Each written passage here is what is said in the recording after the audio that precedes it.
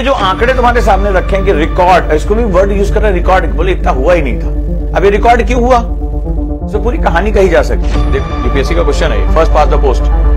यानी देखा कि बिहार में एक घटना हुई, प्रशांत किशोर जो है एक जन स्वराज पार्टी बनाई उन्होंने। जैसे ही टाइम आया उनके पार्टी के कैंडिडेट के नॉमिनेशन ही खत्म हो गए। वो उनके कैंडिडेट बैठने लगे, तो उन्होंने बोला कि भाई हमें धमकाया जा रहा है, हम अभी नहीं, हम इतने पॉलिटिकली स्ट्रांग नहीं है। जो ये खबर आई है कि बिहार में ये प्रतिशत कितना रहा, अब जरा ध्यान से समझो, 64.66, ठीक है, 100% क्यों नहीं? प्रॉब्लम क्या है इस नंबर में, ये बताओ। If there is 100 people in the state, Bharat में लोकतंत्र किस किस्म का लोकतंत्र है? डेमोक्रेसी का नेचर क्या है हमारा? हमारा जो डेमोक्रेटिक गवर्नमेंट सिस्टम है, डेमोक्रेटिक गवर्नमेंट सिस्टम, जब एनसीईआरटी पढ़ते हो तो जो हमारा लोकतांत्रिक सरकार का गठन होता है वो किस तंत्र पे चलता है? First pass the post. लिखो, यूपीएससी का क्वेश्चन है, फर्स्ट पास द पोस्ट। यानी हमारा एक लोकतंत्र ऐसा है जिसमें अगर आपने दलों का गठित, आपने देखा होगा जब किसी भी राज्य में चुनाव या देश में चुनाव होता है तो एक जो है वो पॉलिटिकल पार्टी का एक हेड होता है, वो टिकट जब बंटवारा करता है, जब यहाँ पे बिहार का कोई, बिहार के हो ना, जब टिकट का बंटवारा होता है तो धार्मिक समीकरण, जातीय समीकरण, राजनीतिक समीकरण, मैथ्स इनके चचा ने भी ना पढ़ी हो, लेकिन समीकरण यानी कि फॉर्मूला बहुत सही सेट करते हैं और फिर उसका अच्छा सा नाम देते हैं सोशल इंजीनियरिंग। तो क्यों किया जाता है? क्योंकि हमारे यहां पॉलिटिकल सिस्टम क्या है? First pass the post, first pass the post. अब जैसे एग्जांपल लो, अभी आपने देखा कि बिहार में एक घटना हुई, प्रशांत किशोर जो है एक जन स्वराज पार्टी बनाई उन्होंने, ठीक, और बहुत 1-1.5 साल से उन्होंने बहुत जबरदस्त भाषण दिए। अब अपडेट हो कि नहीं हो? एक लगा कि बिहार में यही 2 लोग हैं, घुमा फिरा के ऐसी तैसी कर रहे हैं बिहार की, तो लेकिन आपने देखा कि जैसे ही टाइम आया उनके पार्टी के कैंडिडेट के नॉमिनेशन ही खत्म हो गए। वो उनके कैंडिडेट बैठने लगे, तो उन्होंने बोला कि भाई हमें धमकाया जा रहा है, हम अभी नहीं, हम इतने पॉलिटिकली स्ट्रांग नहीं है। तो उन्होंने विचारधारा क्रिएट की, लेकिन खुद प्रशांत किशोर ने कहीं से भी पार्टी में कंटेस्ट नहीं किया ही नहीं, जनता के बीच में वो गए ही नहीं। तो जो परिवर्तन की उम्मीद, जब तुम लड़ोगे ही नहीं तो पहुंचोगे नहीं। ऐसे समझो, जैसे मान लो कि कोई पढ़ने में बहुत कमजोर है, बिल्कुल यूपीएससी से तुम्हारा दिल नहीं लग रहा है, या जैसे अनन्या की तरह कभी कभी क्लास में आते, लेकिन तुम ही अकेले फॉर्म भर दो, यूपीएससी फॉर्म कोई भरे ही नहीं। कुछ ऐसा हो जाए, तुमने मान लो जमाल घोटा में सबको खिला दिया, कुछ ऐसा कर दिया, उस दिन वेबसाइट हैक कर ली, सबका फॉर्म ही रिजेक्ट करा दिया, हुआ ये सब, तो सिर्फ तुम अकेले यूपीएससी फॉर्म भर रहे हो। अब तुमने कुल केवल जो है गमा जो है मिला के 10-12 क्वेश्चन खाली सही टिक मारे, वो भी लग गए प्रोबेबिलिटी में कि अक्कड़ बक्कड़ बॉम्बे लग गया, सेट हो गया 100 में से। अब तुमने केवल 12 क्वेश्चन ही, 10 क्वेश्चन खाली सही किए, बताओ सिलेक्शन होगा कि नहीं होगा? क्यों? तुम अकेले हो यार, कोई है ही नहीं तुम्हारे कंपटीशन में। तो इसको बोलते हैं first pass the post system. तो अल्पमत की सरकार, यानी कि आप सोचो किसी पॉलिटिकल पार्टी को 30% वोट मिला है, इसका मतलब 70% वोट उसको नहीं मिला, और उसको बहुमत की लोकप्रिय सरकार भारत में कहते हैं। अब ये जो आंकड़े तुम्हारे सामने रखे हैं कि रिकॉर्ड, इसको भी वर्ड यूज कर रहे हैं रिकॉर्ड, बोले इतना हुआ ही नहीं था। अब ये रिकॉर्ड क्यों हुआ,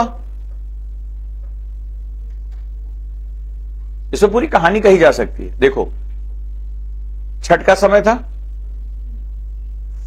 छठ का समय था, छठ बिहार में सबसे प्रमुख है। वो लोग होली दिवाली पे नहीं आते, लेकिन छठ में जरूर आते हैं।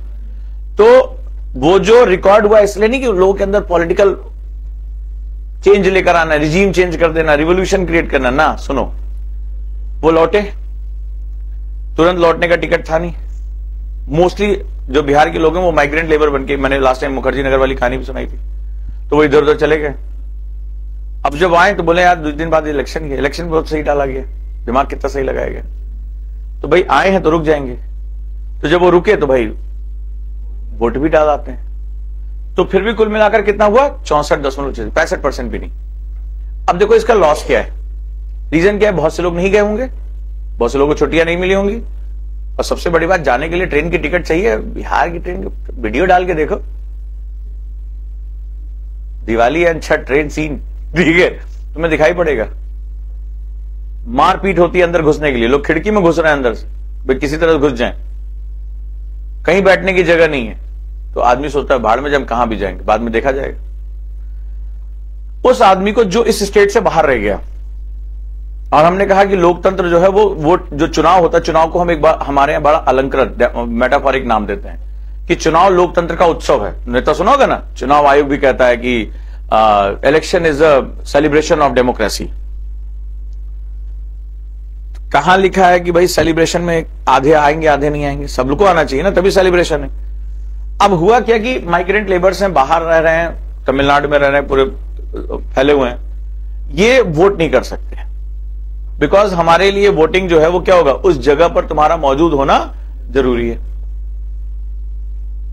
अगर यही हमारे पास यूनिवर्सल वोटिंग सिस्टम हो कि आप कहीं से भी आपकी कुछ ऐसी पहचान कर दी जाए, आप वोट डालिए, तो डेमोक्रेसी तो सच में तभी होगी ना जब वोटर टर्नआउट बहुत ज्यादा होगा, 95%, 60%। अब क्या होगा, अब इसमें से भी 50 पॉलिटिकल पार्टी, भारत में कोई भी पॉलिटिकल पार्टी बना सकता है।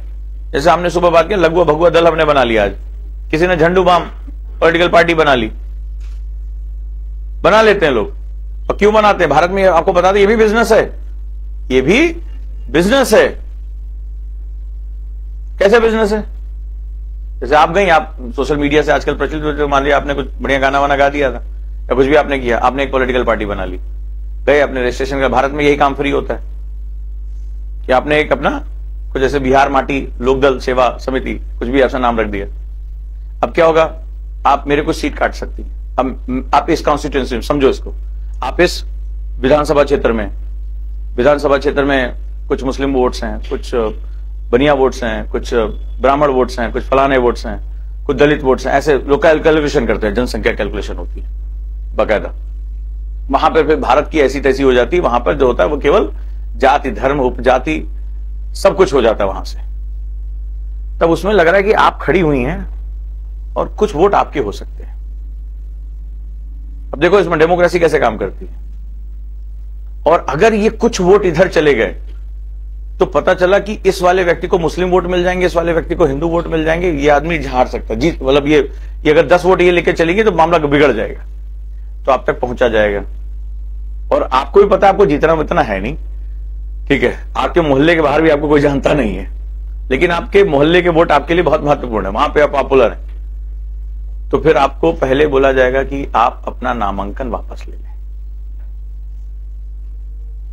नामांकन वापस ले लें। वास्तविक मैं लोकतंत्र बता रहा हूं। हाँ, तो आपने कहा हम नहीं लेंगे, आपको धमकाया जाएगा, एक आध पेट्रोल बम फेंक के डरा दिया जाएगा, अपना नामांकन वापस ले लें। दूसरा, आपको समझ में आ गया नामांकन, फिर बोला जाएगा अरे देखिए पोस्टर वोस्टर हम रात में चेक पाए थे, तो बोले कितना, ये जो गाड़ियां पकड़ी जाती है ना कैश वाली, वो किस काम आती है? वो गरीब आदमी के घर जा रही है या खेती को उन्नति करने के लिए कोई परियोजना चल रही है? खेती अलग चलती है वहां पे, हमारे यहाँ अलग अलग तरह की खेतियां होती हैं, ये सबसे ऑर्गेनिक खेती वहीं होती है। आपने कहा साहब ऐसा है कि 50 लाख मिल जाए, हमारा नामांकन वापस ले। हमारा कुछ कुल मिला के 10-12 लाख खर्चा हो गया, करियर आप हमारा तबाह कर रहे हैं, ठीक है अच्छा। और ये बैंकिंग ट्रांजैक्शन थोड़े ना होगा, उधर मोदी जी देख रहे हैं जनधन अकाउंट में कुछ पैसा आया, और नहीं, ये कैसे होगा? कैश। अब कैश का पैसा कैसा पैसा होता है? ब्लैक मनी, पैरेलल इकोनॉमी से है। वो थोड़े ना कोई गेहूं बेच के पैसा लेकर आया है, वो तो किसी ऐसी गतिविधि से आया है जिस गतिविधि के बारे में पैसे आपको पता नहीं, अभी आप तक पहुंच गया।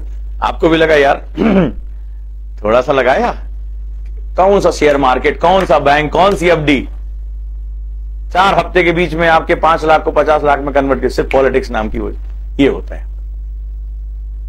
तो पावर से या पैसे से उसको बिठा दिया। अब क्या हुआ, आपके जो वोट्स हैं वो मेरे पास आ गए, मैं जीत गया। ठीक है, मैंने आपको 50 लाख रुपए दिया, लेकिन ये तो इतनी बड़ी सत्ता है, ये तो एक छोटे ठेके से उठ जाएगा भाई। ये है जनसेवा हमारे देश, ठीक है, इसीलिए आदमी पागल हुए पड़ा रहता है, सच्चाई है। तो अगर ये वोटिंग टर्नआउट कम होगा तो ऑब्वियस सी बात है जो जितनी भी सीटें जीती जाएंगी वो बहुमत की होंगी, अल्पमत की होंगी? बहुमत की होंगी। वो 100 में से 35% लोगों ने वोट नहीं किया, 35% लोग वोटिंग से बाहर हैं।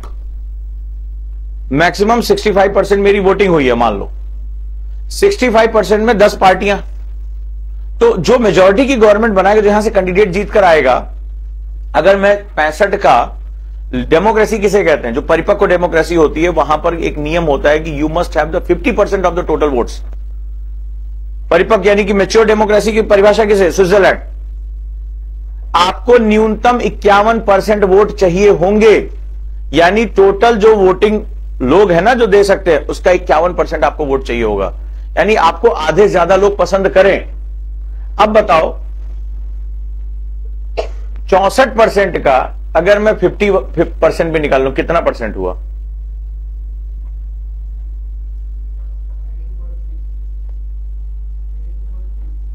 %30 को तो पासिंग बोलते हैं ना, 33% को। कट ऑफ भी नहीं निकल रही इनकी। कहां से मैच्योर डेमोक्रेसी है? कहां से मैच्योर डेमोक्रेसी है? वो भी तब जब ये टोटल वोट्स का कोई पॉलिटिकल पार्टी 50% पा जाए, वो भी टोटल वोट्स का कितनी बनी? 35% बनी। और यहां तो 8%, 10%, 12%, 15% ऐसे मिलता है। तो ये बताओ 15% वोट पाने वाले को बहुमत किस नजर से तुम कहोगे? कौन सी तुम्हारी मैथमेटिक्स? इसीलिए नेता मैथ्स नहीं पढ़ता है। आप किसे कहते हैं कि बहुमत की सरकार है? कहां से बहुमत हो गया तुम्हारा?